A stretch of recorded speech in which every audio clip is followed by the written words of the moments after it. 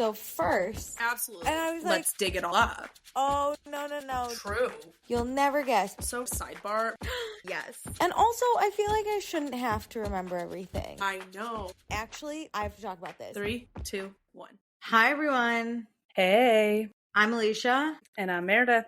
And this is also a podcast where Meredith and I are going to finally talk about whatever we want because it's not Secret Lives of Mormon Wives and it's not our teen drama episode. This is just us shooting the shit. And that's all we're shooting because we can't use guns. I feel like we're back on Bravo is like what this episode is. I have a lot of things, Bravo and not Bravo. I have things we can discuss. Alicia, I've been dying to have an also episode with you because I have a show that you are not going to watch, or I think it's a movie, but I just, you're going to hate every part of it. And I so look forward to that.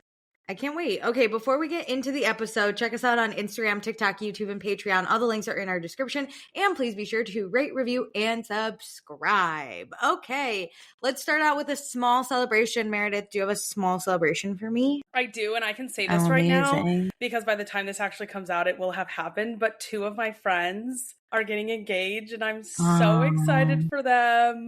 Drop their names. Let us Corey celebrate. And Alexis. Snaps Who is to them. Corey and Alexis. Corey and Alexis. Shout out my to God, you guys. Congrats. You don't listen, but we're so happy for you. Corey's the reason I had to tell my whole friend group about this podcast because he found my podcast mic. Fuck you, Corey. It helped my life. It helped my life from to be outed. Fuck you, Corey. Damn it. This was our best kept secret for like 5 years. And then we Literally. got outed. I still have one friend that's like, I can't believe I didn't know. And I was like, 5 years, dude. I can keep a secret. If it's about me, no one's finding that shit out. It was easier in the pandemic, but when I had to start being like, oh, I have plans with my friend. No, I got caught once, I remember. And they were like, where do you have to go? I was like, I couldn't think of a good excuse because I hung out for like an hour and I was like, oh, now I have to go. And they're like, why? Yeah. And I was like, and then one of them was like, oh my God, she's getting dick at like 7 p.m. And I'm like, no. 7 p.m. is crazy. No, on a Tuesday, like, I don't not think as fun. So. Weirdly as fun, but not as fun. Like totally different memo of the secret relationship I have. It's a different kind of satisfaction I feel afterward. Correct. You know? Yeah. Oh, that's great. Well, congrats to Corey and Alexis.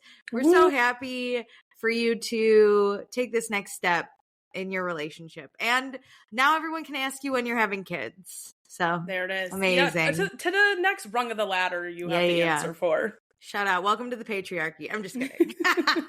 Well, kind of. What is your celebration?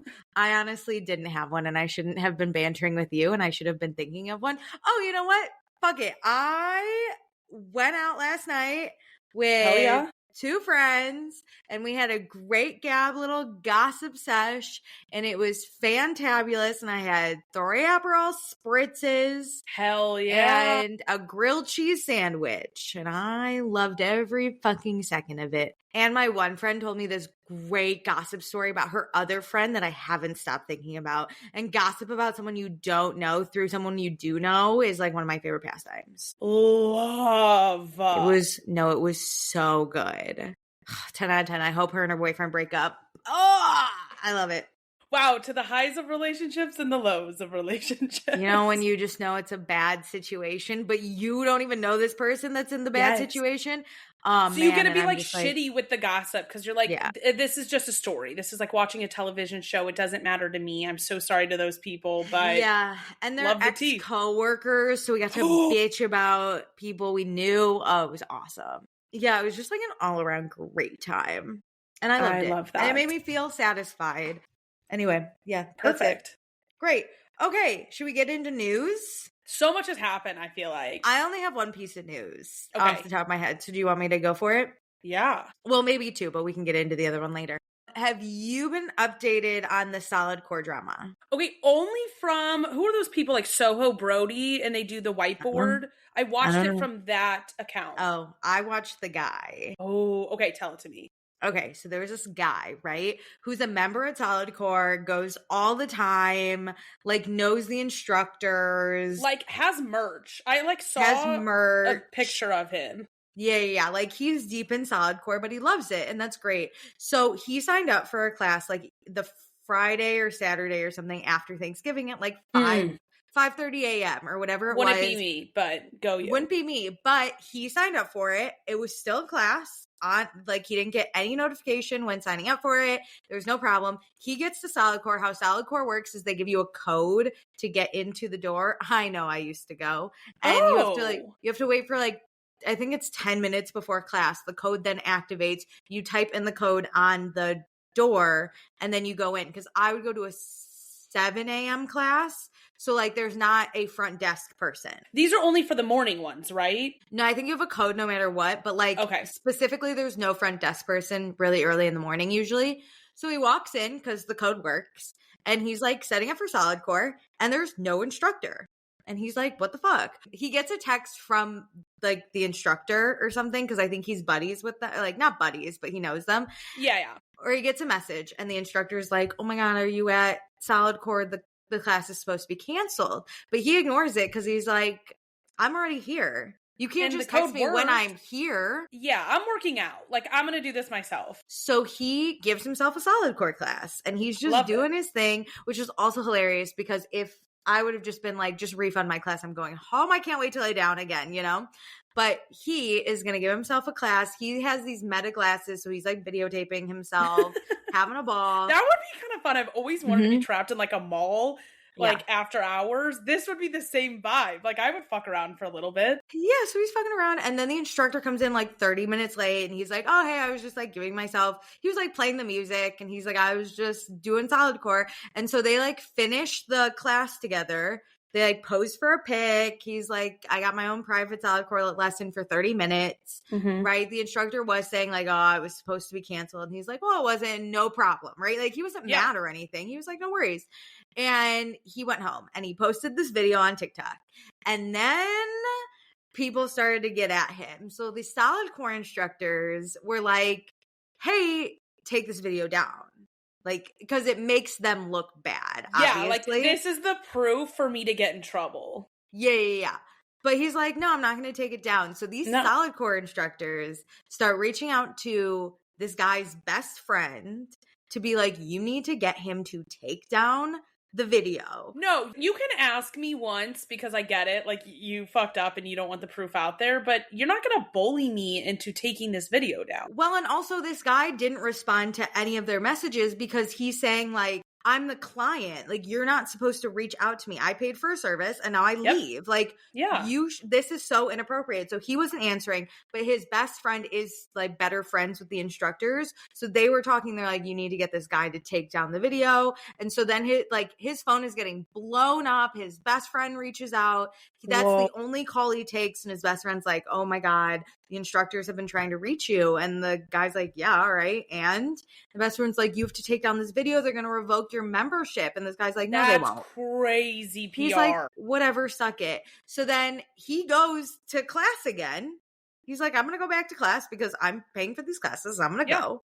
And so he goes and he walks in. And this was my favorite, is one of the he was like, hey, what's up? And he said like, sorry that you guys don't like the video, you know, like, terrible. And the instructor is like, oh my God, yeah, I actually wanted to talk to you about that. And the guy goes, why? But then like his video cuts and like he doesn't, whatever, he videos himself doing a Solidcore class. But he was saying like the instructors were reaching out to other people that take Solidcore to be like, hey, you should take this so video inappropriate down. They were like harassing him. And then like eventually corporate like stepped in. The Solidcore instructors currently are no longer allowed to message this man. They cannot have contact with him outside of Solidcore. The Solidcore like CEO or whatever corporate is going to give him like a few free classes or like comp his membership for a month or something.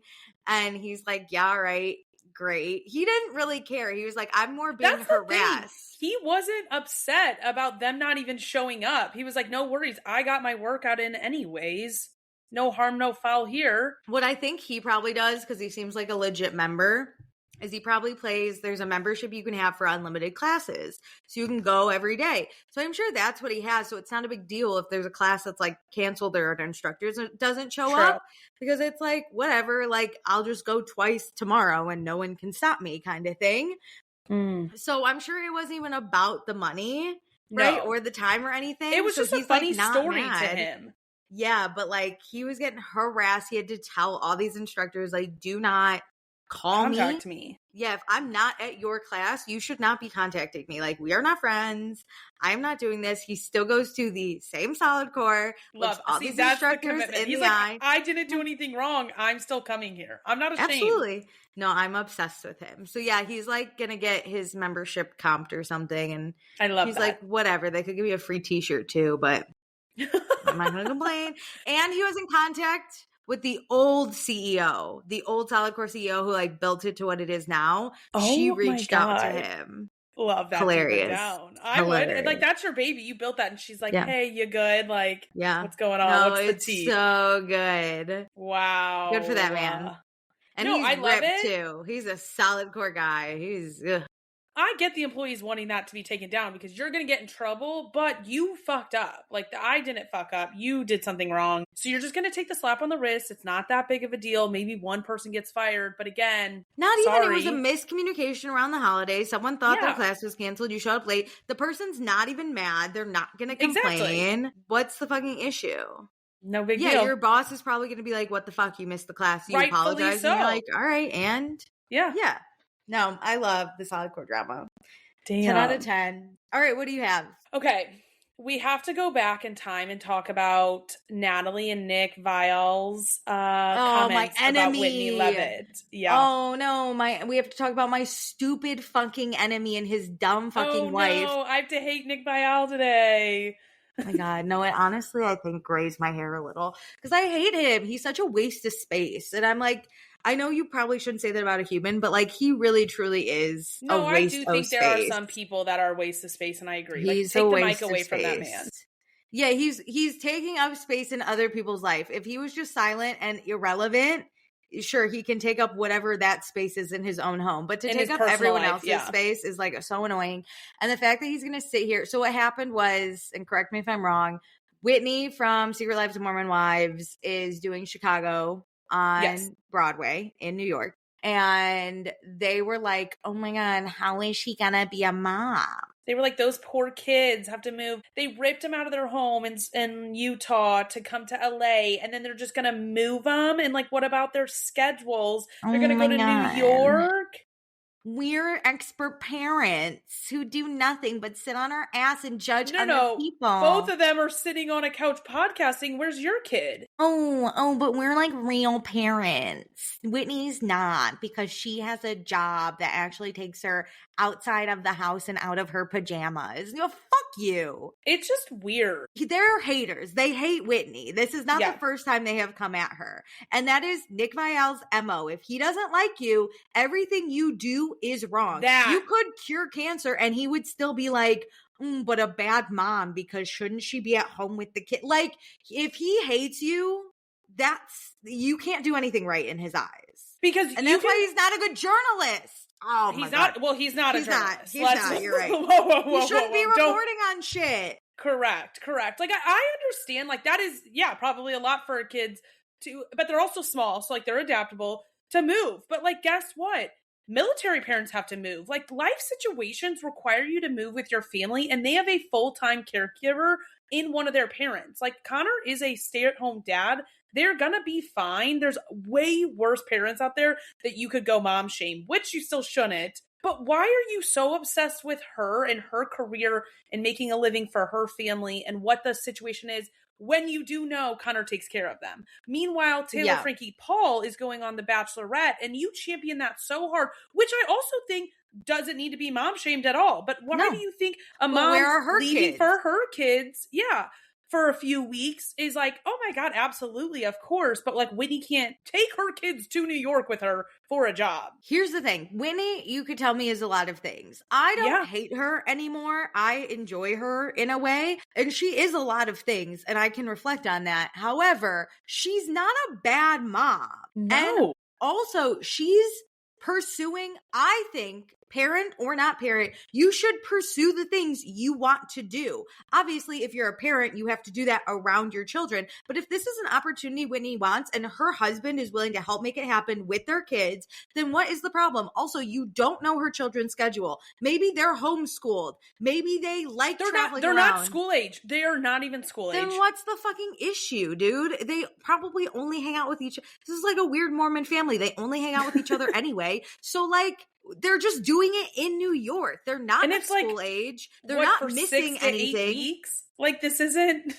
3 years. How old are their kids? Like 3, 2, 1? I think the oldest is like maybe 5. So like they're about to get to school age. But guess what? You can do preschool at home. It's fine. When I was 5, I was sitting on my ass in the suburbs of Chicago. When they're 5, they get to see LA. They get to see New York. And yeah, they might not remember it, but you still get to see other different things than you would in the buttfuck nowhere Mormon Utah. You know what I mean? Like, they're getting real life exposure. And yeah, okay, I don't know how that'll end up, but you could fight and say, like, this is a great thing they're doing for their kids. They're showing their kids different things. They're bringing their kids around new things to learn and see. And like, that's fun. And they're seeing their mother chase her dreams. That's so much fun. It gives them hope, opportunity. If the family is healthy and the kids are loved, what's the fucking issue? They're being fed, they're being clothed, and they're being loved. What are we fucking talking about?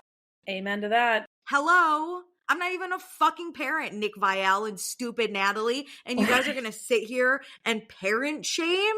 Are you out of your goddamn mind? They have like all their comments limited. They commented, I think, on their podcast about it. Of course. They will always say people aren't allowed to comment about their relationship because it has nothing to do with like what's going on and whatever they're commenting on. We can't talk about the creepy age gap? Oh, okay. But or Natalie cheating on Nick, allegedly. Like awesome. Before they got engaged. I didn't know that, but awesome. I would too. Yeah. No, fuck them.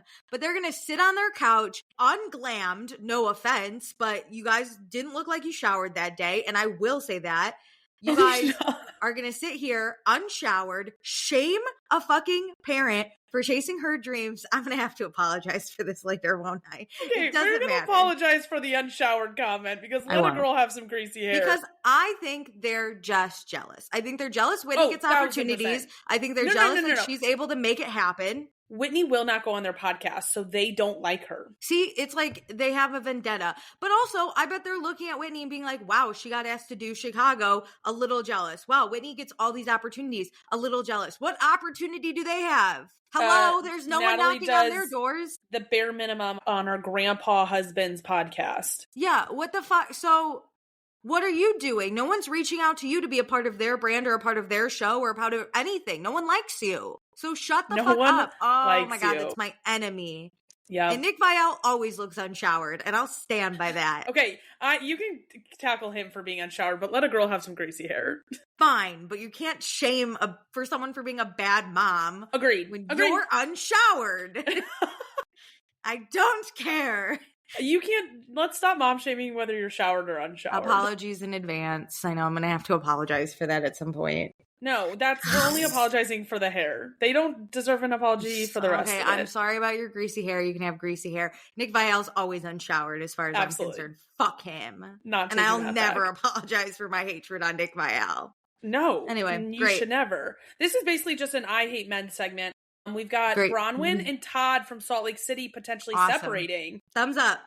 He can go fart on someone else.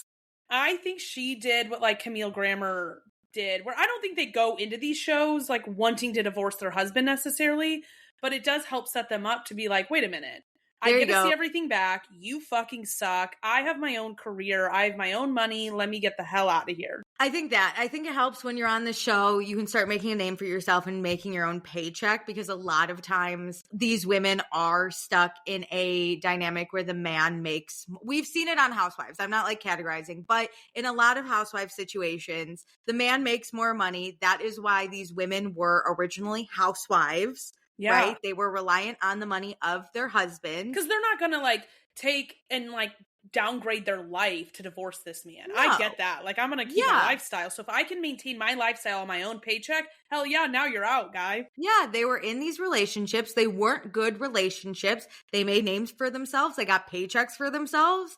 And now they can be like, fuck you, bye. And fuck you, I'm bye. for that. I'm for that. I don't know what she saw in Todd. I've never liked Todd, to be honest. I thought he was a boring sack of shit.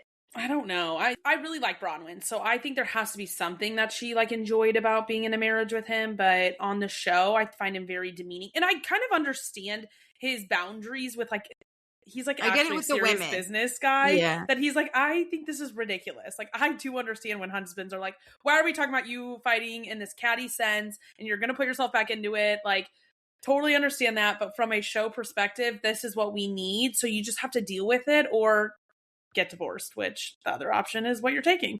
Yeah, I just think he didn't give anything. And yeah, I do like Bronwyn. There has to be something, but there have been very limited, if any, instances of him being like a supportive, good husband. Yeah. And I think he must have at some point, but I think Bronwyn can do so much better, and I've always thought that. So I want her to be on her own for a while. I don't want her immediately linked to a guy because like I think she is fabulous. Yeah. So see you, Todd. Next. All right. Next up is somebody I want to be separated. Is this Amanda Kyle out till 6 a.m. at a fan's apartment drama? Are we surprised? Like, where do we, I don't even know what to say. Okay. Did you see the photos that were released? Was that like the frat house where he's playing like beer pong? Yes, yeah. And then it has like timestamps and it's like he won't leave, which I think that is so embarrassing. That somebody's like, this man Kyle is still here, he won't leave my apartment. You'll never have that problem with me. They won't leave. I've been gone. That's crazy. That's a crazy problem to have. You're the person who never leave. Amanda commented and was like, this isn't even the night I'm talking about. Oh, even better. So she was aware. She's aware of a different night now. Amazing. Like how many fans have Snapchat photos of them begging Kyle to basically leave at 6 a.m? I saw a photo of him like about to shotgun a Truly, and I was like, that's from the beer pong night. That's the most damning thing because you threw a fit that Hannah Berner took a advertisement with Truly, and here you are getting called out in your marriage and you got a Truly in your hand. How embarrassing. Also, you're gonna shotgun it? How old? I have not shotgunned anything since probably like 2017. Like, what are we doing? Okay, I have, but it's like very limited moments, and it's not a Truly. Has it been Truly? No, I've never shotgunned a Truly or a seltzer in my life. That is weird. That is crazy. That itself, I have so many questions on. Same. I don't care if you're out cheating on your wife at a fan's house. I have a question about you shotgunning this Truly. In somebody's apartment. You're not shotgunning shit in my apartment. It looked like a frat house. It looked like he was at like Psi Beta Bi or whatever, and like he's playing with the frat guys. And they're like, whose apartment is this?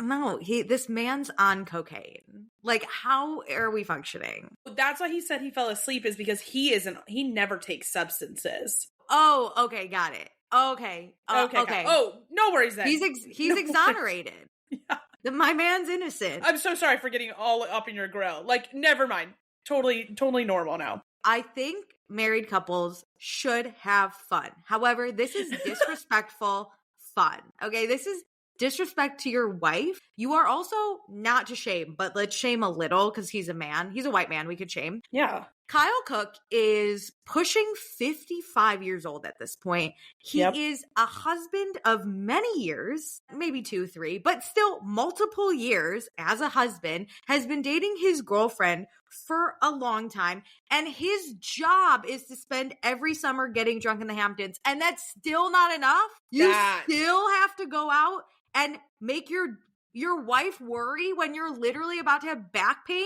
How are you still standing? Does your plantar fasciitis not kick in yet? We are so old. And you're up at 5? I don't think Amanda would have a problem with Kyle doing this once a week. Like, that's not it. Once a week is how crazy. Often? But he does this all the time. He does it all summer. He does it the weekdays during the summer. He is a DJ, so now he's in other cities doing this. If you won't even come home when we're in the same city together, what the fuck are you doing in every other city? Girl, he doesn't love you. He is basically having any excuse to stay away from getting into bed with you when you're asleep. So he doesn't even have to hang out with you, and he still won't come home? Yeah. Girl, you cannot be this dense. He is out here, even if he's not physically cheating on you, he is emotionally out on these streets, not paying attention to you. And that is emotional abuse. You got to get out of there, girl. It's abandonment. It's embarrassing. It's Yes.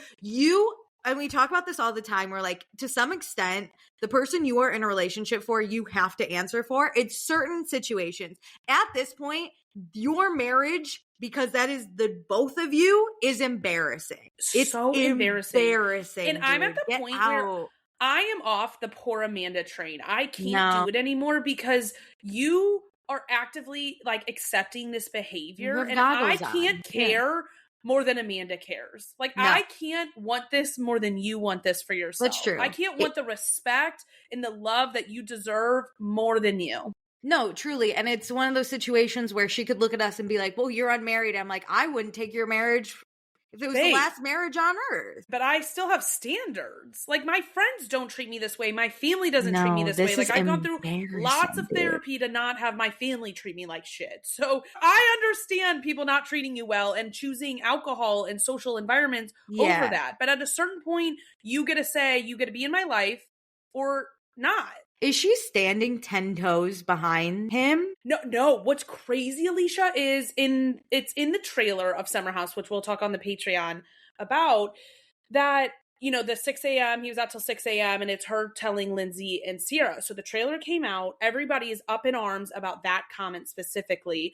Kyle puts out a statement that says, I didn't fall asleep at a fan's house. I went to a bar after a gig and then an after party after the bar, and I was at someone's home and I laid on a couch for a little bit and I woke up at 6 a.m. And so everybody's like, okay, so you did fall asleep. Like, he's trying to repackage it to be like, I was resting my eyes till 6 a.m. on a fan's couch. It was 4 when I started resting, and when I opened them back up, it was 6. It was just 2 hours of rest. A little cat nap. I was coherent the whole time. Yeah. Oh, whatever, weirdo. So what is Amanda? Like, is Amanda like, because now everyone's talking about it. Amanda had not said anything publicly except for in the trailer. And then the photos came out, those like Snapchat photos of him playing beer pong, the Truly, and then like one other of him sitting on a couch. And Amanda commented on somebody's reposting of that said like, this isn't even the night I was talking about. Oh, she might not be 10 toes. Oh. And then, you know, like the not skinny, not fat or whatever. Yeah. Whatever that podcast is. She had a dinner. I think her name's Amanda too. Amanda had a dinner and a bunch of the Summer House people were there. Kyle and Amanda were there. They were not sitting next to each other, but I will say there were like a bunch of girls sitting next to each other and a bunch of guys. And my friend group does that too, where like the husband and wife might not sit next to each other because they're like wanting gab with the girls. But that's the only thing I think we've seen them together or not together at. Divorce, babes. I hope she's not 10 toes, because it always feels like Amanda gets hurt and then Kyle's not held responsible because there's no real consequence. Well, Amanda gets hurt. Kyle doubles down and is a dick to her for reacting in any way. The only consequence this man can have at this point that's going to do anything to change, it might not even change his life, but is divorce. Mm-hmm. Divorce. Yeah. That is and take half his company while you're at it, because I don't think there's a prenup. Not that his company is doing well. I am praying that Summer House, they have like a very difficult summer again. And then in the city is when they're like separating and they're just not speaking on it much because like that they captured that for cameras too. So now they have to like be extra secretive because they have 2 seasons worth of their life that they can't put out there. And they're going to want the city to pop off because that's going to be their new livelihood. So I would keep that stuff so under wraps if that were me. Yeah, I divorce. Like, there's no other at this point. At this point, you have been fighting for your whole relationship. And like, you have never had whenever they go like, this was a really good time for me and Kyle. No, it wasn't. You guys were probably still fighting. So like, at this point, wouldn't you just be happier by yourself? Divorce. That's so true. There are many chances that they were still fighting some of those summers, but it was just on the cutting room floor. My God, with the season he proposed to, we talk about how bad Jax and Brittany were. This is rivaling it, where it's never good.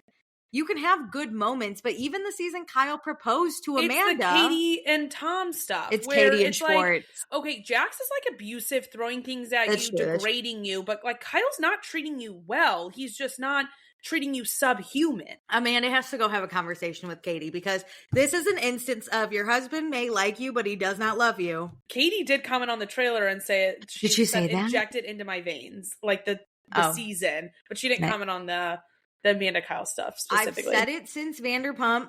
I will continue saying it. There are some times you date a guy and he likes you, but he does not love you. And this is it. Because if he loved you, he would come home to you and respect your wishes and grow the fuck up. Considering you've been having the same fight for 10 years at this point. It's the same fucking fight. And you're getting, the only difference is instead with Schwartz, he would cower and be like, oh, I was just having fun. I'm just a little puppy. I'm just a kid. No, Kyle instead is like, you're the fucking worst, Amanda. Shut the hell up. It's different packaging, but it's the same situation. And the first one ended terribly, and I know this one is too. How is Paige DeSorbo with that? Like, girl, the way she is, I'm so pissed she's not on this season. Even just a day rate for this conversation, I needed Paige there because Paige would be like, leave your boyfriend. Husband, obviously. The way, if I was Amanda's friend, she would have to block my number because every morning, noon, and night, I would text her divorce him. I would send her divorce lawyer numbers at this point and be like, please God. Like, I would be the friend that she cuts off and then in 2 years when she divorces him, is like, I'm sorry I did that. And I'm like, yeah, it's all right. That is, I have a friend like in this kind of like, not this extreme of a boat, she's not married to this man and hasn't been with him for 10 years, but I call it out. I'm not going to let you just like come up with the shitty things men do and think I'm just going to be like, oh, that's a bummer. No, like you're going to stop telling me things because I'm going to be so honest and say, why would you ever deal with that?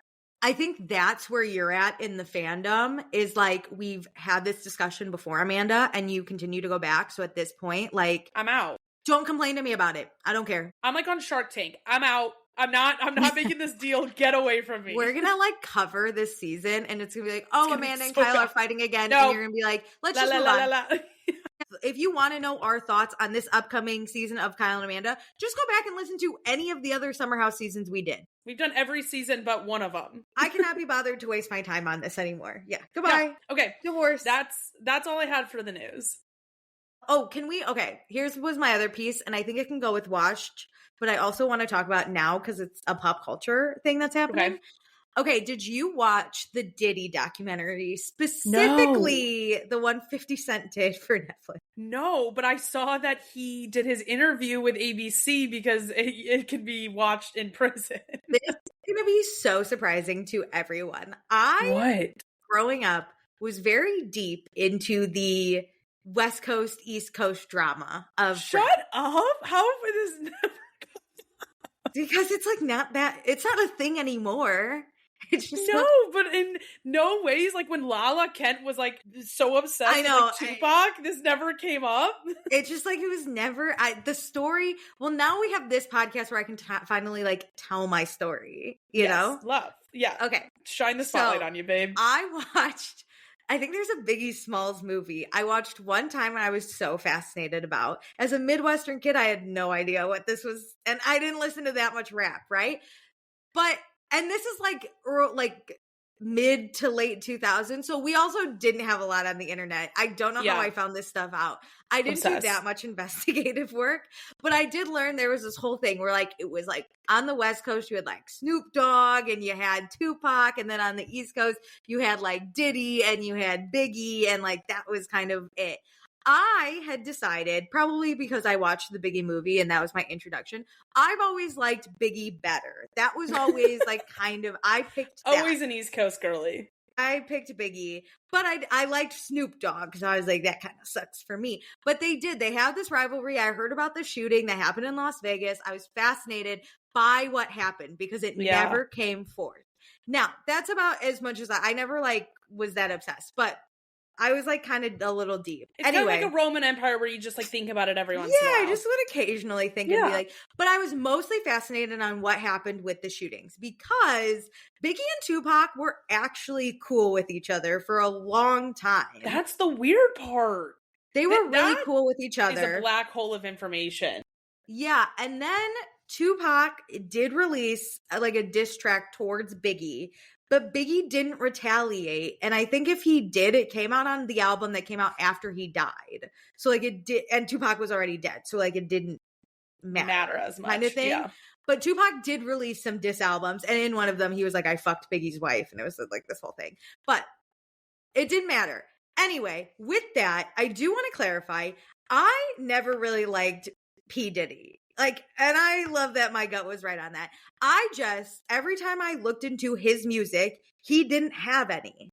Like, for the longest time, he just, like, was featured. And he was, like, a producer. But I was always like, well, at least Jay-Z is a rapper producer. You know, like, this guy's just fucking there. The behind the scenes. He gave me kind of the creeps. There was some that I didn't love, and I knew Snoop didn't really like fuck with him because of the East Coast West Coast thing. So I was like, I'm a big fan of Snoop Dogg, so I'm gonna go with this because by the time I realized this, Biggie and Tupac were dead, so I had no way to like get in good with have the connection. Yeah.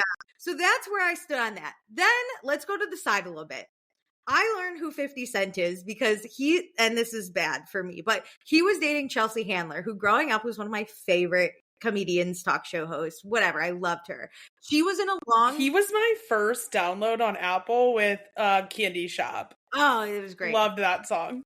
No, he was great. And like, I knew who he kind of was, but I didn't look into it until I was like, oh my God, him and Chelsea Handler are in a long-standing relationship. And I love her. And to date her, you would have to be a strong, amazing man, I would think. Very true. So then I found out all this shit where 50 Cent had this big, long time, like, rival with Tupac. Or not Tupac, sorry, with Ja Rule. Sorry. With Ja Rule. Because that's being discussed right now. Okay. Yeah. This is my favorite. 50 Cent hates Ja Rule. Why? They hate each other. There's this whole... Okay, so 50 got shot, I think, like 9 times. And, like... Did you ever hear that story? Yeah. Okay, so this is what happened. If I remember correctly... Actually, 9 different times would be a little bit crazy. That would be crazy. Just get it all over. I think it was 9, but it was something crazy, like 7 or 9 or something. I didn't know that. Okay, so what happened was, and I'm going to butcher this, but I'm just giving you the high level of whatever. Yeah. There was like this production, you know, rapper, producer, whatever, that was like looking for talent. 50 was really young and new, and Ja Rule was really young and new. And I think they went with Ja Rule. And then like 50 was trying to come up. So he like tried to meet Ja Rule, and he felt like Ja Rule like dissed him. So 50 was like, come to the streets, dude. I'll show you what respect is. And Ja Rule has always been this rapper who like talks about the streets, but he's not actually from the streets. That's like kind of what he's known for, which is hilarious because of Fire Festival. It like all makes sense. Yeah. But Ja Rule is like this rapper who's trying to do tough, but then like a tough guy walks in and Ja Rule can't handle it. So like 50 felt disrespected, and then Ja Rule felt disrespected, but Ja Rule's a big punk, and so like whatever. And so they just have always had this beef. I think 50 got like fired from like helping out at this production agency, whatever. And so he like goes out on his own. He like releases some diss tracks about Ja Rule separately. He's like talking shit. So Ja Rule hires someone to go assassinate and kill 50 Cent. And so 50 Cent was at his grandma's house, and he like opened the door, and a drive-by came and shot him like 9 times, and he lived to tell the tale. I think he got shot in his tongue. It's like weird. 9 times. I didn't know that. These are things that would send like Victorian children to the grave. Yeah. But he lived, and that's like the craziest thing about 50 Cent is like, damn, he lived to tell the tale. But then go read his Wikipedia tonight when I go to bed. Yeah, I might be butchering some of the facts. No but worries. This is essentially it. The context is still there. Yeah. Like it's this. The representation is accurate. He got shot. Ja Rule tried to kill him. He makes it big. Well, and like, the police even went to 50 and was like, do you know who did this? And 50 was like, yeah. And they're like, who did it? And he's like, I'm not snitching. So so there was no retaliation, except now 50 Cent is like this big rapper, like years later. And Ja Rule's kind of a fucking loser. But like 50 Cent's like, I will never let the beef go. But he is so petty. This man is... Because I remember watching this in like high school and being like, that is what I aspire to be. Ja Rule was playing a concert, And 50 Cent bought out the first 2 rows to that concert for like $15 a seat, which was so funny that he said that. Because then when Ja Rule is performing and looks out, it will look like no one's there because the lights, you can't see past it. So he said that story, I think, on Jimmy Fallon or something. And then there was like another interview he did, I think, with Stephen Colbert that was like, say one nice thing about Ja Rule. And he goes, he's alive. Like, he just hates Ja Rule. But when 50 Cent has beef with you, it's known. And he also has beef with Diddy. But Diddy is so powerful that, like, what was he going to do, That's you know? a bit different. Yeah, you can't. Ja Rule is just this punk. Yeah, like that's so. Who doesn't like Ja Rule beef? Seems like it's so online because he won't come to the streets and like actually do shit. Yeah, you try to like hire someone to kill him, but he's not doing much. Like, you can live in this petty world with him. Ja Rule doesn't have money to hire anyone else to go kill you. It was a one and done thing. Yeah. Also, the fact that it was only like $15 a seat, like this was low cost for 50 Cent. The fact that 50 had to be like, he wasn't even asked. He's like, I bought out the first 2 rows. It wasn't that much. It was $15 a seat. Easy, light work. So funny. I would do that to my sibling if it was that cheap. The insult is so good. But he did have beef with P. Diddy. And Chelsea Handler also, I think, was very outspoken about not liking P. Diddy. But like, they can't do much, you know, he's this mogul. So when this whole shit happened and P. Diddy gets arrested for being 50 Cent's like, fucking freak. Yeah, 50 was like, crazy. Like, let me at it. So he produced. 50 Cent played the long game and said, there'll come a time and I will be sitting here ready to take advantage. It had to be an open secret of what P. Diddy was doing. Absolutely. But the thing is you can't just go out and say it. Yeah. You can't take him down. Yeah. You have to wait for the moment and it'll come.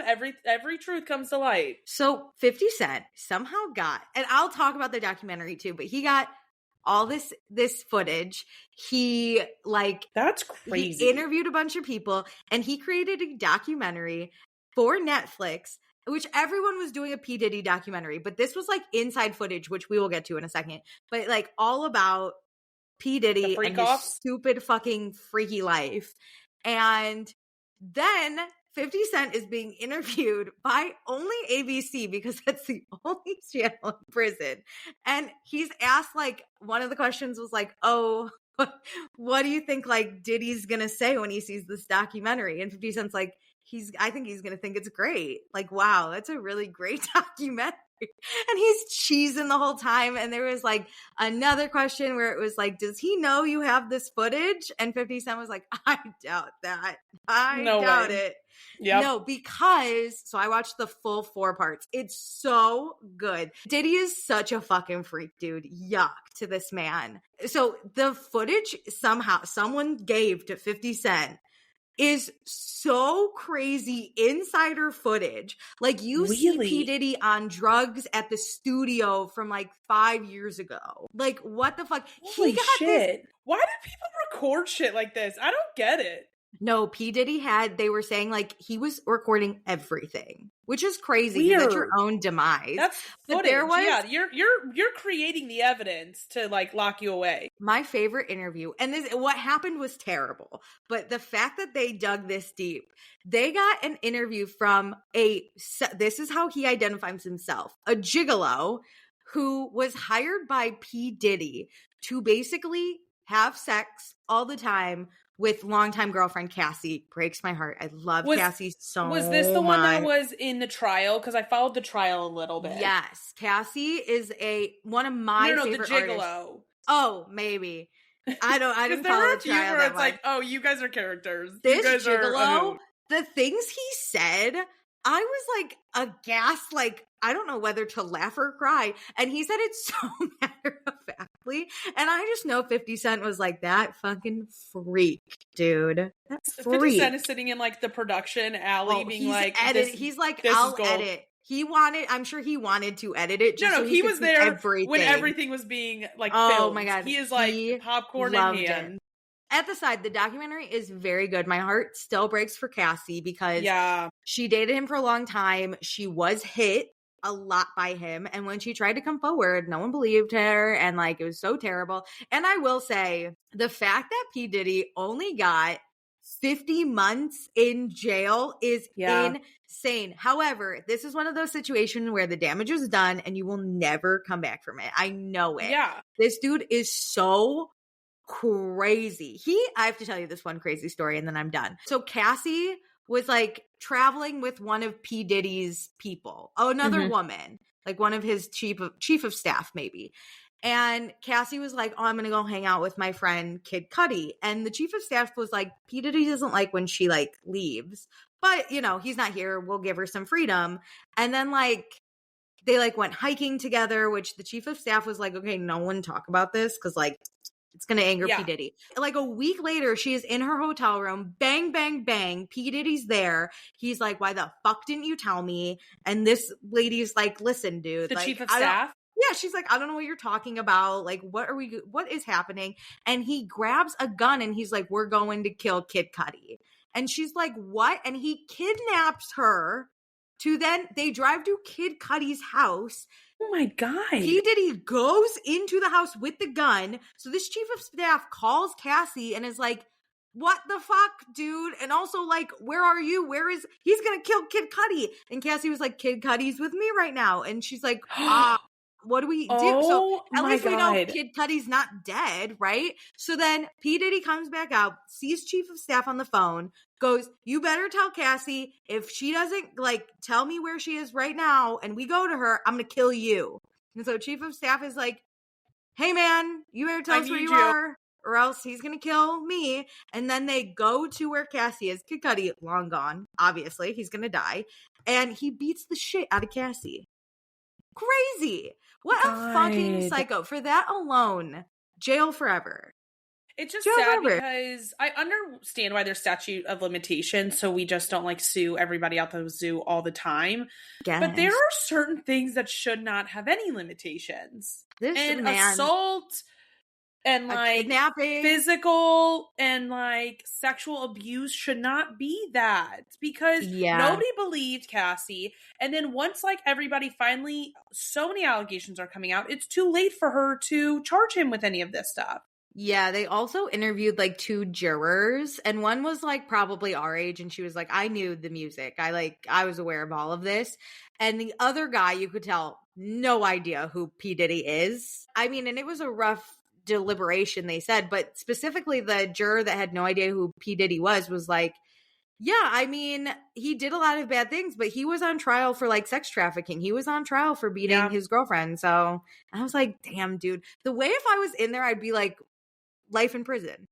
I don't see another way out. But you can't, because if you do it like that, then like they could. I'd be in jail. Well, no, it's that he could like get off, because if you convict him on counts that have nothing to do with it, like in his appeal, like that's the stuff that he's gonna go after. It's the procedural stuff. 8 lawyers. Yeah. What the fuck? Someone needs to. He wasn't paying his employees. Everyone go watch the documentary. It was really good. And I think we should give 50 Cent his flowers for this. And I think 50 Cent should forever try to blackball P. Diddy from ever coming back in this world. And I hope Cassie makes a comeback. I really loved her. It's just, I'm so sorry. I mean, she seems like she's happy now. Like she is married and has kids, and like I love her. Like thank God she got to a more stable life from what it looks like from the outside.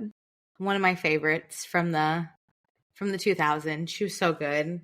Anyway, okay, that's the news. That's the news. Should we go to reading? Are you reading anything? I mean, I read all those Max and Hall books, and that's it. But did you go back and read the Good Girl's Guide to Murder books yet? Oh, no, I got it. I got access to it, but I forgot to check it out, and so I lost it. So I need to go back in and get on the list. But it took like 3 weeks max, so I'll probably get it for Christmas.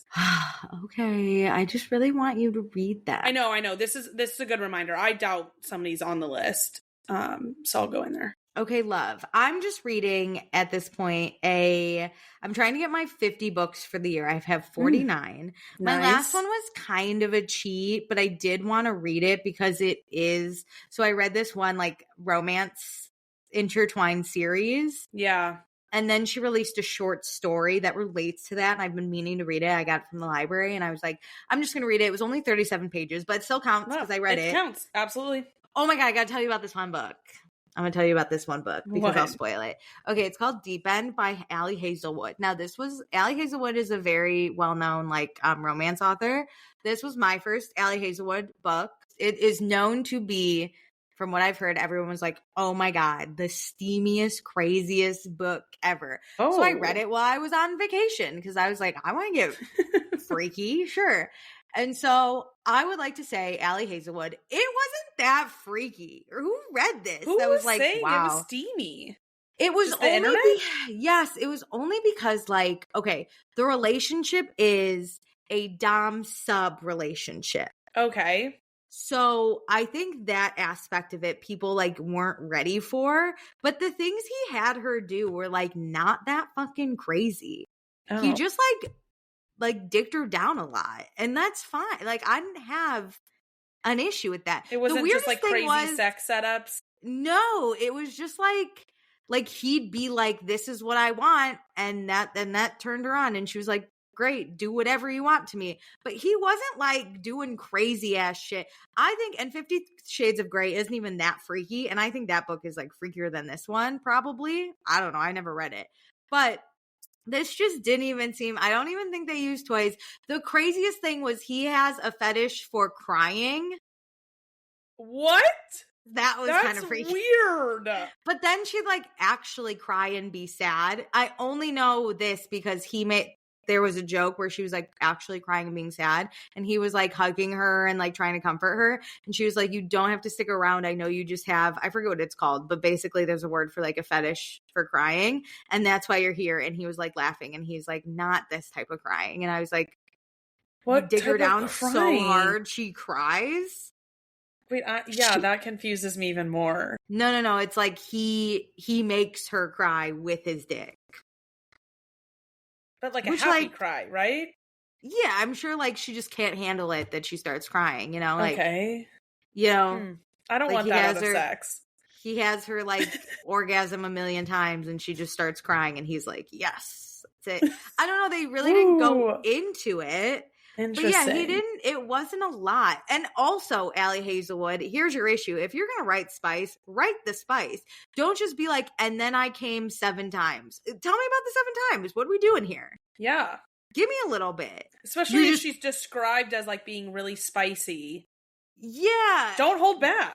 And it's okay if this wasn't meant to be that book, but whoever was telling me oh, this book is they know nothing. Crazy. I was like, my God, my fairies and vampires are more intense than this shit. What, these two are fucking swim. And also, they didn't even have sex that many times. I mean, they did because she came 7 times each time, but overall, it was only 5. 5, give me a 400-page book. We're having sex at least 100 times. Especially if you're a dom sub. Come on. Yeah. I liked how we got there and they figured it out. And I liked the idea of they signed a contract and got it all out there of what they wanted and what they didn't. So they made sure they were aligned. But then it was he was just I want you on the floor. And she was like, sexy. And I'm like, I couldn't care where you do it. Just do it freaky or some shit. I was over it. Get freaky. You know what I mean? Get freaky with it. If you're going to tell me it's insane, I don't know what these people on the internet, they're all virgins apparently. Well, this was especially not that with a dom sub relationship, you can go there. You can go there. This isn't just 2 people falling in love and having kind of somewhat obviously for normal people. Though. Yeah. No, I know, but these aren't just an accountant and a lawyer, falling in love. You can go there with the writing. These people wanted to be chained up, whipped, all that stuff. Yeah, when I read smut, I then get ideas. I didn't get any ideas in this book. There was no ideas. I've been here before. It was the only thing was I would take orders from a man, which that's not hot. No. So No. You can be the more dominant one, but don't tell me I'm gonna do anything. I'm gonna do it if I want to do it. Shut up. Just know the power dynamic is still in my hands, even if you're telling me what to do. Yeah, I'm not kneeling in front of you. I'm letting you tell me what to do. Let's make that clear. And the second I don't like it, I'm gonna stop.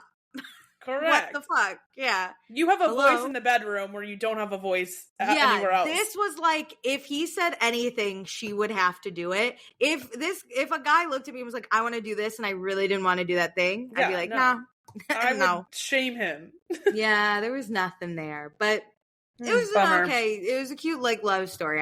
The build up and stuff. Just the bedroom. It was okay. Of course, one of them has like commitment issues, and the other one like classic. You know, she rides a plane to go see him in Sweden. It was whatever. You know, of course, just normal. Anyway, yeah. So spoil that one. If you think you're getting hot sex, you're not. Can I tell you about the movie that you're gonna hate? Oh my god, we're going to watching? Yes. Yeah.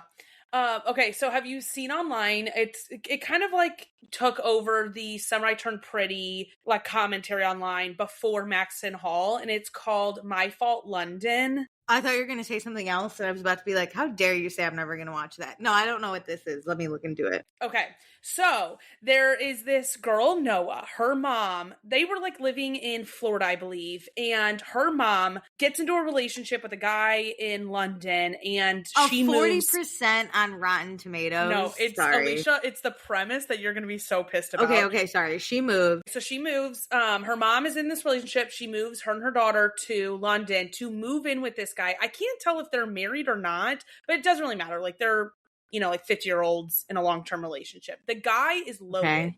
The like stepdad, I'll call him, is loaded. And he has a son. No. Nick. Are we step-sibling? He has a son, Nick, who they're about the same age. They don't really see each other at the beginning. And then the dad makes Nick take Noah to like meet people when he's hanging out, and yeah, they basically fall in love. They keep it on the down low from their parents, and their parents just think, oh my god, they're getting along so well, and it's like they're making out in their closets, they have sex, and then like Nick almost dies, or Noah almost dies. She gets captured by her dad. Okay, now I'm into it. Kidnapped. For them being together, for suffering through their sibling fucking, the ending is hilarious because the dad captures his daughter, and Nick is like, okay, no, like you guys are taking this way not seriously enough. Like the police are there, but he's like, we're gonna go find her. Oh, good. Like, yeah. Okay. I love when a Scooby-Doo gang forms to go find. Correct. Yeah. No, not that I truly believe that hard in the police, but like if you're under the age of 25, you shouldn't be doing police work. They're like 18 years old. Yeah, all right. So what's Scooby-Doo doing here? Like literally go home. Chases after them, and there's like fast cars and like all this stuff involved in this. Oh my God, and the Fast and the Furious. Amazing. Okay. Correct. So he goes and is like hunting her down, and the dad is like, hey, he like cares a lot. The stepdad is like, he cares a lot about. As his daughter's like in the trunk trying to get out. No, sorry. Like Nick's dad, but Noah's stepdad is like, why does my son care so much about his sister? And the parents are like, there's nothing going on, right? No, wait, like, there's no way. Truly, any other step sibling, you'd be like, I'm glad they're dead or taken. Yeah. Okay, yeah. So he's not playing it cool. Okay. No. I mean, they get her back, and you think Nick dies, but he doesn't. And there's going to be a second movie because there is like an Italian version of this where there's 3 movies. And I was like, I'm sorry, I already suffered through the English version of this. Is this American? Yes, it is. I was like, I can't watch more step siblings fuck each other in Italian. I don't know if it's weirder to fuck 2 brothers or fuck your step sibling. I can't. That's a really good question. I think it's weirder. It's incest, but it's weird. But it's it's on that verge of family weirdness. I think it's weirder to fuck your step sibling. This is so crazy. You can leave the brothers. Like if all that goes wrong, you can still have a new life. You have to see your ex-boyfriend step sibling for the rest of your life if your parents stay together. Like your dream is that your parents break up so you guys are less weird. No, I don't know. I'm sorry. I'm like processing. And they're going to make more? What happens in the second one? No, I don't know. I want to know, but I can't watch the Italian step siblings fuck. Like, I can't do that again back to back. Maybe in a few weeks. Oh. There's already a version of this show that, like, is an Italian... Or, sorry, it's a movie. But there's already... The Italian movies, all 3 of them already exist on Prime. And then they made an English version for an the American. US market. Let's be sorry. So clear. Well, it's an American version. Yes, but it's set in England. But either way, it's like serves both countries, I would say. Oh, I want to die. Yeah. Yeah. Yeah, you're right. I'm not gonna watch that. I'm over siblings. Just we should like not involve siblings in our love life. I agree. Of any kind. Of any kind. I agree. So great. I saw Wicked. That was a movie I saw. Wicked for Good. I went to go see it. Remember, I was scared that I was gonna die before the second one came out. Well, when you found out that it wasn't both parts. Oh, it's so angering. First of all, Jonathan Bailey could do anything he wanted to me and I'd be okay. He could hit me in the face with a shovel and I would be honored. The way Spit in my mouth. I've never been more angry that man is like that somebody's gay in my life. Oh like my God. It's reverse homophobia. Like I am so angry that man is gay because I want him for myself. No, I want to be gay. How do I become a gay man? A gay man. Which I think is like the one thing we can't, well, we maybe could become it, but that's the hardest, I feel like. That's a lot of work, you know? I'm too lazy. That's the hardest. Well, no, all we have to do is become men because we're already attracted to men. No, so. I know, but like the transition to do that. Yeah, it's expensive. Yeah. Man, that man is sexy. He does a great job. Ariana Grande, great job. Cynthia Erivo, great job. Because listen, I'm such a nerd. I love the original. I memorized all the songs, obviously, for many years. And so I know all the notes. And Cynthia Erivo did her own little spins on a lot of them. Wow, she can hit some notes, like what? Dude. Like, just the notes and singing the songs or like other things? Yeah, in the songs. Like in some of them, like it's just kind of one note and Cynthia will go like up and down a little, like how she did Defying Gravity. Like that final note is different than it is in the original. So she was like fucking it up. Like that. I was in the theater catching flies, jaw open, just like I loved it. I loved it. It was so good. I love the beef online that people have is that they're like, it's just not that good of a story. And it's like, okay, so you didn't know what Wicked was about. So like, this is your own problem. Like also, the first half of every musical. Well, the first half of every musical is the better half because you're like building up the story. It's like longer. There's more to it. On this one. That's a common take in just how like musicals go. Like the bigger, like, and more intense stuff is always in the first half. So like this very true. Okay. By the standard take would always be a letdown, quote unquote. So it's like, okay, you don't know what the story is. Like you weren't prepared for this. That's not my fault. That's not their fault. It's not a good story. Well, like it's the like lacking half. Like the first half is like much more exciting. Yeah, but I think it's a good story. The story of Wicked, you have to start from the beginning. I agree. You didn't get the story from the first half. The story continues. So I agree. Continued. And people keep calling it a sequel, and I'm like, it's not a sequel. It's just part two. It's just part two. Like you should sit down and watch both. No, I am about to fight. What do you mean? We have love, we have friendship. It's sad, it's heartbreaking. I did talk to my hairstylist though, like right before, because I saw him before I went to go see it. And he obviously had never seen the musical because he was like, oh yeah, I think it like ended good. And I was like, I know how it ends. I know how it ends. What do you mean it ended good? Of course it did.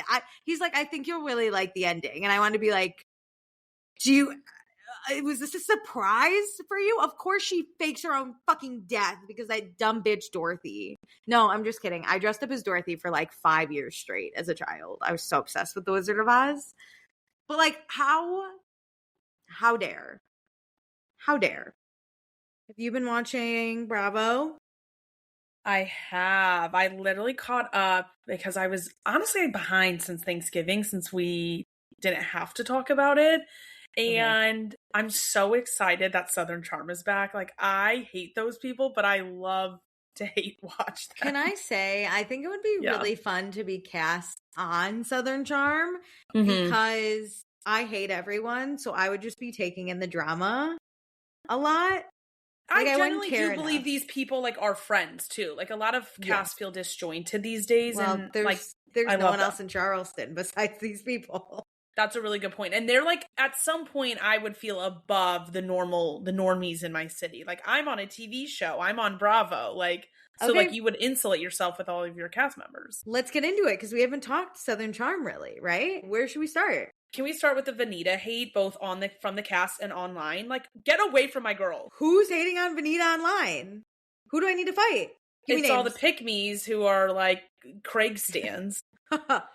Oh, not here. This is not a safe place for you. If you hate Vanita, no. I will kill you. There's the door. Die.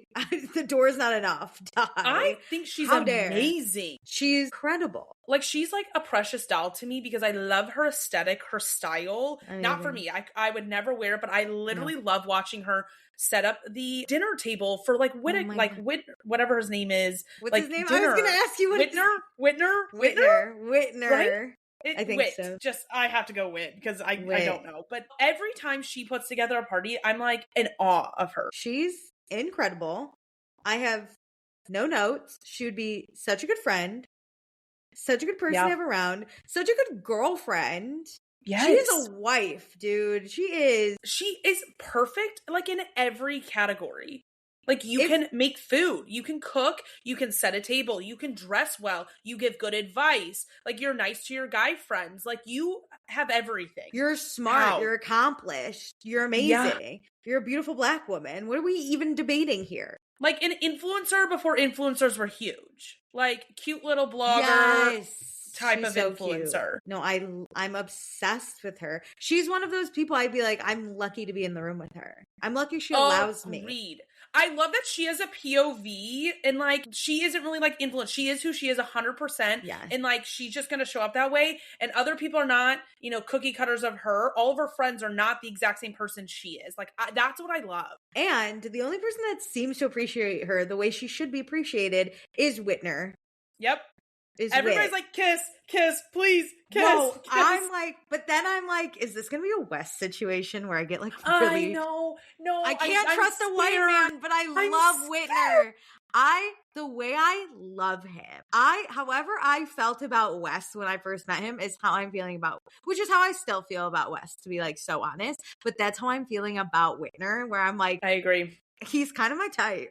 For a lot of shows that suck at bringing on new cast members, I think Southern Charm is doing really well. Like, I hate Sally, but to be honest, it's still an interesting storyline to watch. Like, they're all crushing it. But can we, as two people who watch the show and have always watched the show, can we agree if we each had to save one person, we would go Vanita and Whitner? Those are our two we're saving. Great. Oh, amazing. Those are two. And then we're going to ask them to repopulate the world I need together. Madison on this show too. Okay, no, as people. Okay. We can only save two people. In life. Like, Apocalypse is happening, and from we the can show, only save... we can only pick two people. Yeah. It's Vanita and Whit. Not for the show, but for... Okay, I'm like for the show's sake, we need Madison. They're our favorite people. Yes. Those two, top two. Yes. Molly is a close third, I think. I would be like, kill me first. Don't take them out.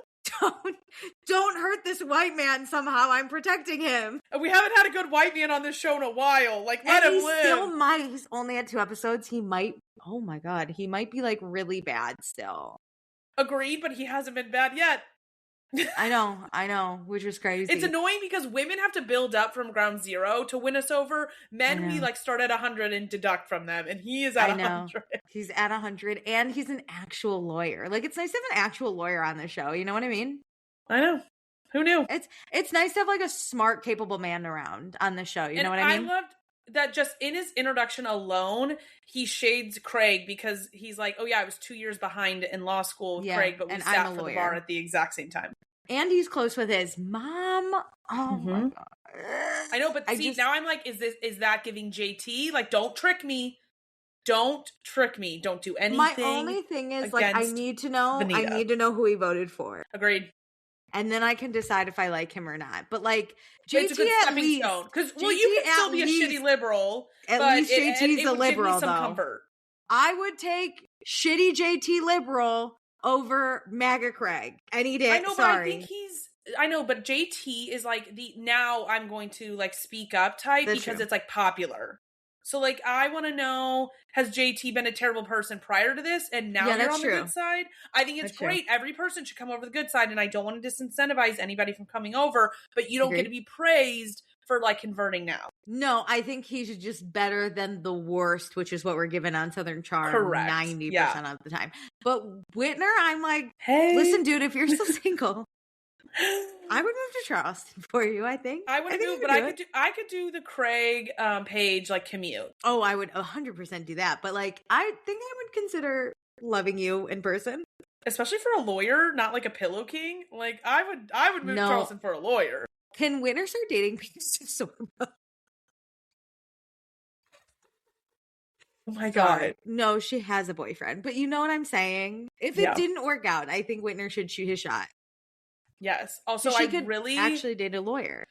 I loved Madison coming to Whit's birthday as Shep. Like that. Oh, that whole party gave me the love that I have for Summer House in the costumes and the bits. Like I loved seeing that. Can we talk situations now? Okay. I want to start with the Vanita, Sally, Craig of it all, which I've talked about publicly on our podcast because Sally really gives me bad vibes. And let's just stick with these three because then we can add in Charlie after the fact, which is a different situation. But let's start with these three, where Vanita and Craig aren't getting along because Vanita kind of picked Paige in the breakup, which any smart person would. But I also want people to know that like Vanita and Sierra are really close, and they're hanging out right now as we record this. Oh, really? Yeah, they are together as we record this. That is where the loyalty to Paige comes from. It didn't come out of nowhere. Like Vanita spends a lot of time in New York too. I'm pretty sure she has an apartment up there, so she's just not knowing Paige through Craig. Because I agree, if that were the case and it's like, wow, like I'm your friend, like you should be on my side, like you're really publicly doing this, that would bother me too. But that is not the situation. And also, pause. Vanita and Craig, not really friends. Close. Co-workers at best. Yes. Because here's the thing. If my coworker brings around their significant other and I like the significant other and then they break up, listen, coworker, we can still come to work together, but... And the coworker's a shitty guy who, like, won't stop rumors about his ex? Yeah, I'm gonna say you're being a shitty guy. Cut it out. Yeah, so we're not friends. Vanita has no loyalty to Craig. He's, like, also shit-talking her. She's shit-talking him. There's no issue. I don't know why Craig's all butthurt. But then Sally, Vanita's supposed best friend, comes in and is like, oh, I want to fuck Craig. And Vanita's like, hey, man, please don't date Craig. Like, no, it's like in one breath, she's like, I am your best friend, your soul sister. I also forgot somehow that you're beefing with Craig and I want to fuck him. So that's my only like line of sight is like Craig's dick right now. Well, and like, okay, fine. Fuck Craig. Do whatever you want. That's your body, not mine. Unfortunate for you. Whatever. But if you really want that. Enjoy your 30 seconds of misery. But here's the thing. We're at Madison's baby shower. And Sally is like, Vanita, go over to Craig. Go over to Craig. Go talk to Craig. You should go talk to Craig. Your Shut lust the fuck for up. him, you're making my problem? I don't want to go talk to him. And you know I don't want to go talk to him. Why are you... Because Sally doesn't want to have to feel bad for like being interested in Craig. Stand 10 toes down on it. Say, listen, I'm sorry. I'm going to be a bad friend right now, but I'm really interested in him and I'm going to, go hang out with him at Whitney's bar. Vanita would appreciate that so much more than you egging her on to talk to him at an event that Vanita does not want to have negative experience at for Madison's sake. Just so you can like hang out with Craig later? Like that's no. Just say you want to go get laid. Yeah. Sorry, girl. I'll call you later and not tell you about it. It's the sneakiness of it is weird. Yeah. And the fact that she can't see it, where like every interview she does, she's like, I don't know what's happening, but she's so snarky. Like Sally is so snarky about the whole situation that I'm like, yep. Do you not see anything? And then let's add in the Charlie of it all. So we're introduced to Charlie, who's Sally's best friend. They both got over their breakups together, whatever. We go to Sally's house for a party. Craig sees Charlie because Charlie is gorgeous. Walks over to Charlie, starts trying to talk to Charlie, really into Charlie. And Sally is like, fuck Charlie. Dude, if Craig's just not that into you. Craig is not that into you. And it's not your friend's fault that the guy you like is going up to her and wanting to talk to her. That's not her being a bad girlfriend. When you are actively being a bad girlfriend, like pot kettle, but Charlie's not doing anything wrong. And also, like, if Sally had opened up her ears and listened for a second, Craig will not leave Charlie alone, and Charlie is just answering. She's not even flirting. Craig's like, Charlie, we should do a Jello shot. Come do a Jello shot. And Charlie's like, no, thanks. And you have Sally from afar, daggers over to them, being like, Charlie.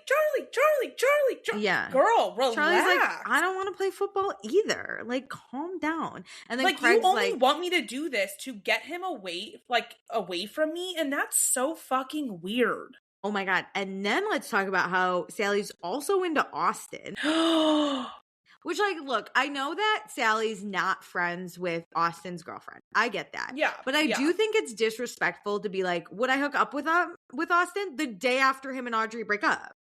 The minute after. Just like the minute after. The minute after. Which I understand, like, having a guy, like, you're like, oh, yeah, I would bang him. You know, if he were single, I'd be down. Yeah, dude, Whitner has a girlfriend. The second they break up, I'm in. That's the type of combo you have with Vanita over, like, a glass of wine being like, oh my God, that man is hot. I would bang him immediately. Like, she told that to a room of, like, 10 people. Here's the other thing. Then she's openly flirting with Austin in front of Audrey. Like, that's the disrespect. You can say, like, he's hot and I would totally bang him and he's totally my type. Sure. But then, like, when he is around, Austin, look at me throw a perfect spiral. Charlie, get away from Craig. Austin. Oh my, you hit me right in the titties. Molly said it perfectly. Like, her self-worth is so rooted in guys giving her attention. No, it's so pick me. It's so pick me, dude. It's so gross. Because I hate the, like, oh, be a girl's girl. Like, I've always hated that kind of dialogue because I find it so weird because it gets weaponized so early.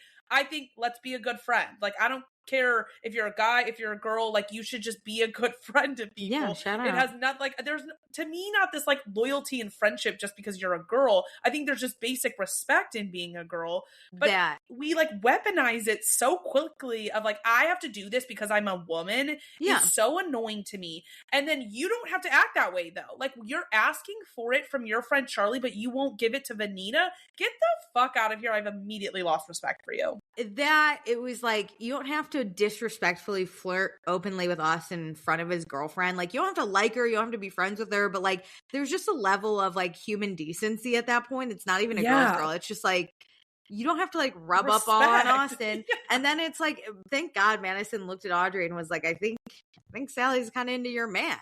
Hell yeah. And then, of course, Austin being a fucking loser. And Audrey's like, hey, this is weird. And he's like, I just like hanging out with her. So how about you say, okay, I'll make sure. She's not like other girls. To have boundaries. Like, she's just not like other girls. Make your girlfriend feel okay, Austin. Like, that's so weird. Was it you? What were we talking about? Oh my God. It was new Vanderpump Rules. He's not doing a good job at making his girlfriend feel secure. Oh, but he's banging her, so it's okay. Shut out. But yeah, Sally's given me a big ol' lick at this fucking... No, I'm embarrassed for her. At Whitner's party, she's like, Craig, I'm so sorry you got yelled at. You don't deserve that. Yuck. Yes, he does have... The tone she uses with that man. Hey, Craig. Hey, can we do a shot? Mom, I have so many of Craig's clothes at my house because I'm always in his Wait, can we talk about how she was in Craig's hot tub with Charlie, and you just know she's sitting there telling her mom, like, Craig hasn't made a move on me. You know Craig wanted Sally to leave so he could hook up with Yes. Alicia, you said it earlier in this episode. You said he's just not that into you. My brain immediately screamed at the TV. Girl, he's just not into you. Yeah, it was Sally, that hot tub scene. I hate to say this about a woman, but you're easy. Like, that man knows that you're into him. So, like, if he wanted to, he would. Yeah, if he can't get Charlie, because Charlie probably would have left, but she didn't want to just leave drunk you know? She wanted to, like, I don't know the situation, but for Sally to be like, I've been in his hot tub twice and he has yet to make a move. It was just me, him, and Charlie. I'm like, one. He's not making a move on you because he wants Charlie, but you're third wheeling, so he doesn't know what to do. Craig is doing the work with Charlie. He's going to her art gallery. He's talking to her about the things she likes, whereas, like, you're fawning over Craig. Yes, because Craig even was like, oh, did you pick out paintings for me? And Charlie's like, I don't want to talk about work. Like, Charlie's not into it either, mostly because the situation, I think she would maybe consider Craig, but the situation has given her Sally did the dibs thing, like being like, how dare you talk to him? And it's like, okay, I'm not willing to the situation's this friendship. Yeah. for this stupid man. Like, I don't care enough. But Craig, it's a waterfall effect. Sally wants Craig. Craig wants Charlie. And Charlie wants to maintain her friendship Charlie with wants Sally. to escape. I think Charlie and Whitner, what are these two doing? Like, they're hot. Also, they're both very hot. Charlie's playing the long game. She's like, I want to be on this show, and I'm not going to blow up all these relationships to be on this, to not be on the show. My one thing with Charlie, she really cracked me up. When Austin and Craig were fighting at Whitner's birthday, and they're like fighting and yelling at each other, and they're not saying anything honestly that egregious. It's just like, grow up. You're stupid. You're jealous of me. You wish you were single. Charlie clutches her pearls. Oh my God. And I was like, that was crazy because this is the beginning. This is the easy shit. The way Charlie and I are so different, where Charlie clutches her pearls and I would be salivating. I'd be like, do more. No, I was cracking up. More. I was like, you guys, this is so embarrassing for you guys. You can do more. Yeah, like, actually fight. Stop calling each other jealous. Like, what are you two little 7th graders in, like, middle school? You and I would be like, we can get a drink during this shot. It's not that There's important. nothing happening. Yeah, they're just yelling. And oh my God. And then Charlie said to Craig, she's like, that was embarrassing for you. Loved that. Because it was. You know what, Craig? She's just not that into you. I think it's wild that both Austin and Craig are jealous of each other's lives. Like, Craig really wants to be in his relationship and he wants to be in Austin's life, and Austin wants to be single.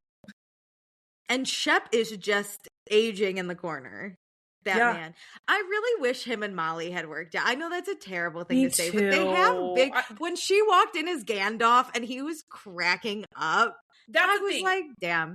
Because I'm currently, like, listening to his audiobook. I know, like, I dislike Shep for a lot of reasons. He's terrible. But I do like his mind and his brain. Like, I find that, like, attractive and just, like, a quality that other people don't have on this show. Yeah. And Molly, like, and him scratch that itch for each other. And so they do have, even on a friend level, great chemistry in that way. Yeah, I do like them as friends. Like, I was like, oh. Even when they went to, like, what was it, like the dog park or something together, even their just communication is really great.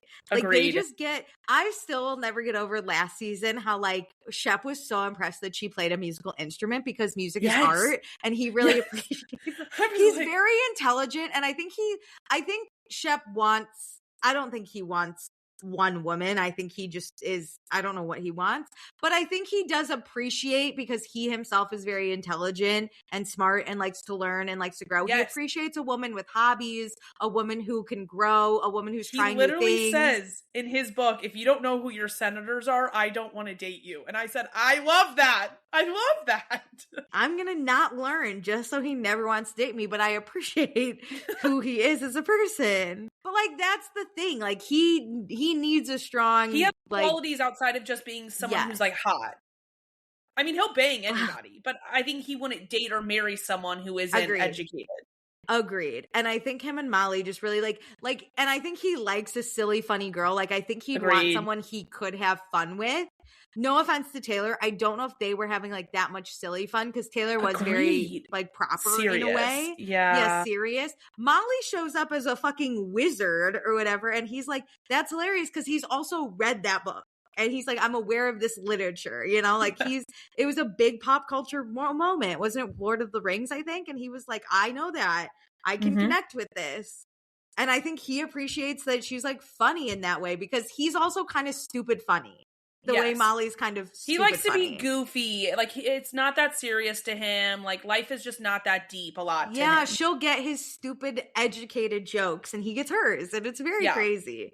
But they have, like, a lot of chemistry, those two. They did Watch What Happens Live together, too. And I saw clips of it. I didn't watch the whole thing, but it looked like fun and bantery. And Andy was like, oh, see this? She's dating someone.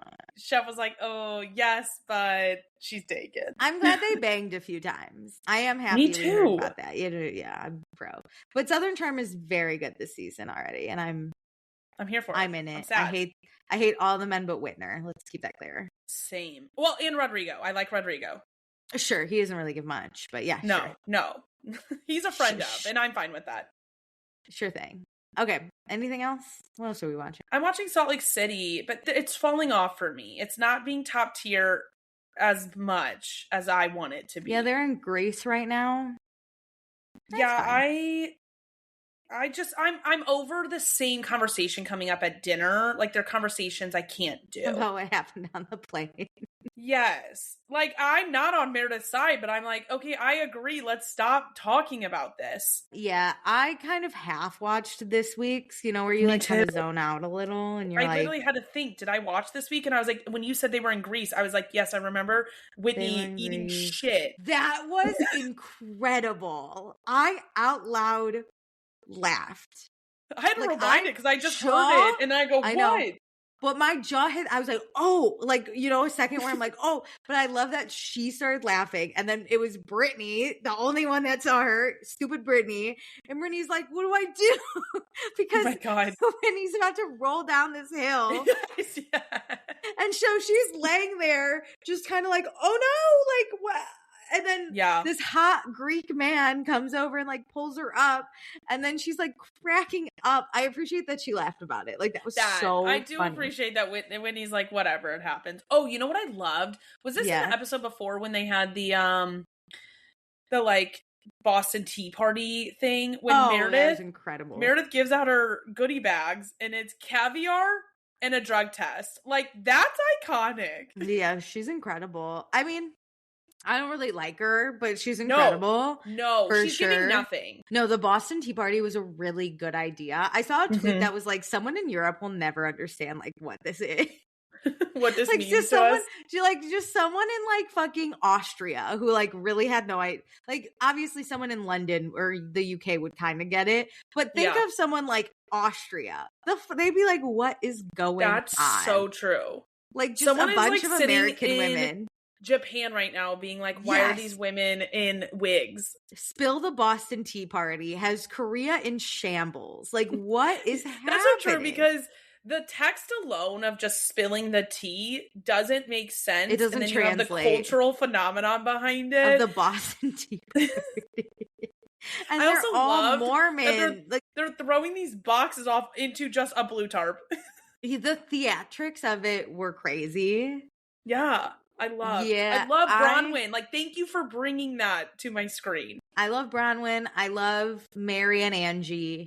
But it's at this point, it's contingent on them together. When they're not together, I hate them both. And I'm like, I need y'all to, at this point, make out or something, because I'm so obsessed with you two. I can handle Mary as a friend of Solo, but I love Angie and Mary's relationship together. It's the most redeeming thing about them. Is their friendship, their girl friendship. You should watch Angie's wife swap episode solely for Mary having to meet the other wife. She hates her. She only, because that's the other thing that I think is so endearing about it, is Mary doesn't like a lot of people. And Angie, I think, arguably when Mary was gone and Angie joined, Angie might have been one of the most dislikable characters. So the fact that Mary befriended Angie of all people is like kind of insane. But I actually believe it. It's not just show, because we saw Mary and Heather go over to Angie's to meet with like her dad. her dad and her aunt. And when Mary hugged the aunt, she was like, "It's so great to see you again." Like they know each other's lives. Yeah. No, I'm pro Mary and Angie forever. Heather cracks me. Can I say, I still think about this insult. It came up yesterday when I was hanging out with my friends that I thought of this insult. But remember when Mary and Heather sat down and Mary called her a little inbred? Girl? Oh. Heather, not Whitney. Yes. Called her inbred. She doesn't even know she looks inbred. Yeah. I still kind of think about that. And then Heather had to be like, "You called me inbred." And Mary was about to say, Mary first said it in her interview. In an interview, and in the next you're right. season, Heather came over and sat down in those clown with Mary chairs to discuss it. Yeah. And Mary was like, "Yeah, I did call you inbred." She was like, "So does that upset you that I called you inbred?" Yeah. That would upset me too, babe. That would upset me. Because one of my friends was talking shit on this other person and was like, "I know that they're inbred somewhere." And I was like, "Whoa." But then I was like, you know what though? Heather gay. Yep. That was, but so Angie was so unlikable. And of all people, Mary was like, that one. That's what makes me so, I love them together. The rest of the women, like, take or leave, honestly. I have a top 3, and that's about it. I'm tired of it. Yeah, like, I am exhausted by Heather and Whitney. Like, it just tends to cycle. Like, I agree with them at the start of things, but I'm like, this is going too far. Like, Meredith will never apologize for this. We gotta just move on. People are saying Heather doesn't really give anything, and I'd like to say I agree, but I don't think she has anything to give.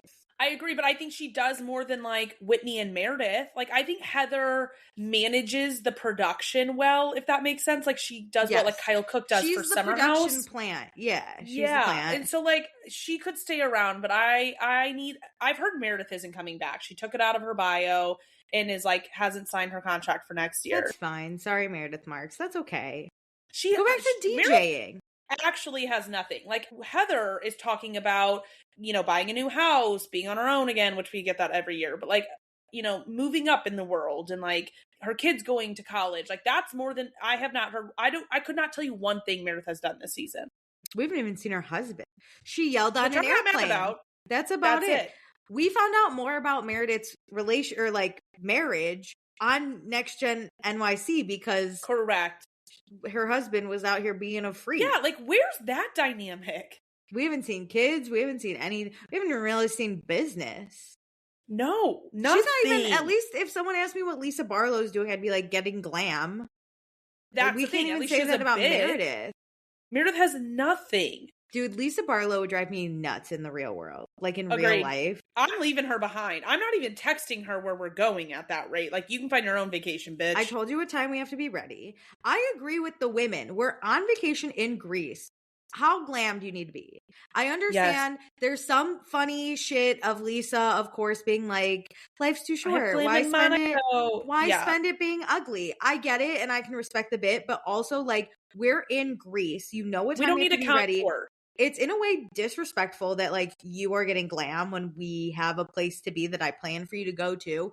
And also, why you're with a bunch of ladies. I get you don't want to be ugly, but, like, you cannot look ugly without getting glam for 45 minutes. I actually appreciate that Kyle Richards rarely flies with glam. Like, she'll do it on her own. You can look good and do it on your own.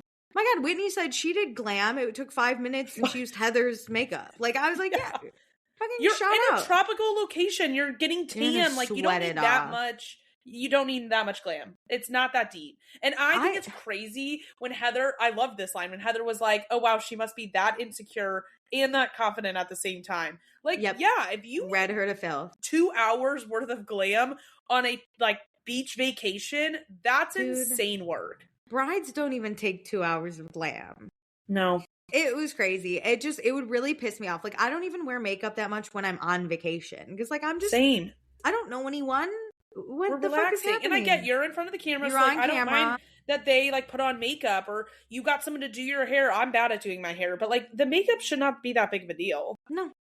Just do it. And then if, like, you can make a funny bit out of it. Walk out of the house and be like, I don't know how to do makeup or hair, so this is the best y'all are getting. I have a cute outfit. I'm so curious now because on the boat, you know, all their hair looked frazzled because it was, like, so humid. You know, like, they were not really doing their hair to begin with. Did Lisa have glam on that trip?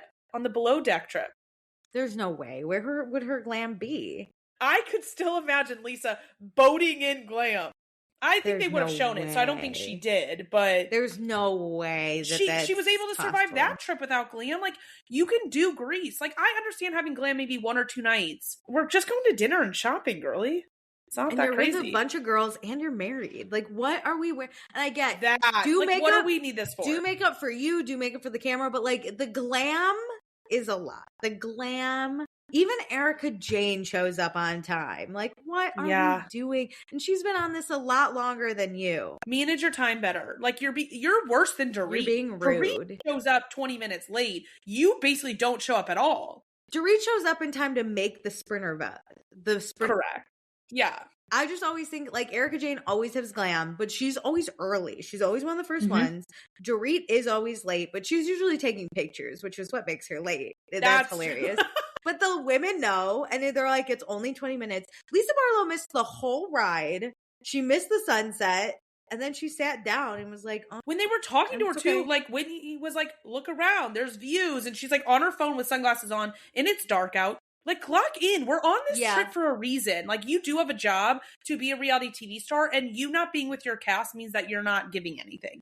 Yeah, I do appreciate Angie, though, when she said, like, Heather is the type of friend you want to travel with. And I was like, no, I get that, because Heather is excited for everything. Like, she was crying at the sunset, which I get. It's very beautiful. And, like, I can't say how I would cry because I've never been to Santorini, but, like, no, maybe but you would be so excited. beautiful. You wouldn't, you would not miss that sunset. Like, you would, whatever, especially somebody who has Greek heritage. Like, I would love being in Greece with Angie. Like, that would be so lovely because she's so prideful of it. And you have someone that's so happy. You have to be like, this is great. 10 out of 10, girl. Everybody's move up. Even if you're not that excited, dude, like, sit with her and be like, I'm so happy you're happy. Like, I just went on a trip and my friend had studied at Oxford for, like, a study abroad, and I couldn't care less. But watching her be like, oh my God, this is where I stayed. And like, oh my God, we used to do this. And I was like, oh, that's cool. Like, and I would just listen to her, be like, I took a bunch of pics and I was like, wow. You got a piece of her. It's like, for you, it's like Oxford isn't the thing. It's like seeing that version of your friend's life come forward. No, Lisa's kind of a nightmare to be on vacation with. 100%. And unfortunately, I can't have her leave my screen because she is good reality TV star, but I do need Meredith Marks and potentially Whitney out. Ooh, and Brittany. Can we just get rid of Brittany? She makes me uncomfortable. I need her to be a forever friend because I need them to never give her what never she pay her. wants. Never pay her. Amazing. Like, I think the bit of Whitney shows more than Real Housewives. Like, we have not seen anything from Meredith. Brittany is giving it all to us. She's going to therapy with her daughter on camera. Like, you're giving the milk away for free, babe. Like, you're the friend of. Friend ofs usually don't have to show their family. She's not on the cast, right? No. Oh yeah, no. I want her as a friend forever. That's awesome. She gives so much for so little. No, it's because she's desperate for it. I watched her, like, the stuff at BravoCon, like what they had on Peacock. I watched it all. Man, was she insufferable. You know, she's just so happy to be here. I can't watch anything outside of the show because she does annoy me. No, she was nuts. But yeah. Okay, great. Should we wrap it up? Yeah, that was perfect. 10 out of 10. Really quick, I do want to just a listening mini shout out. I know we do listening and outro, but shout out Olivia Dean. I have been listening to her on repeat for the past 3 weeks. Spotify Wrapped? No, because I think I found her too late. Oh, and they include December and next year's. It's December through November is the data. I definitely found her a little too late. Although shout out Bad Bunny, who's in my top, which we all nice. Knew. Which, like, I think they're lying too, because I didn't listen to that much Taylor Swift, though she has been statistically in a lot of my past ones. I didn't think she'd make my top one this year. She has so many songs. Like, you typically won't get her as like a top song, but because there's so much of her catalog out there, it's easy for her to be in people's top listens because of the quantity of music she has. That's true. So, but Taylor Swift was, I think, my third, which is great. Okay. She used to be my top. But shout out Olivia Dean. In December alone, she might become my top artist next year. Exciting. I'm obsessed with her. The song Baby Steps, I have not stopped listening to. It is so elder single daughter coded, and I'm so obsessed with her. And, like, I just love Olivia Dean. I'll never stop listening. Love it. Anyway, do all the things I mentioned at the beginning of the episode. And with that, love ya. Thanks for joining. Bye.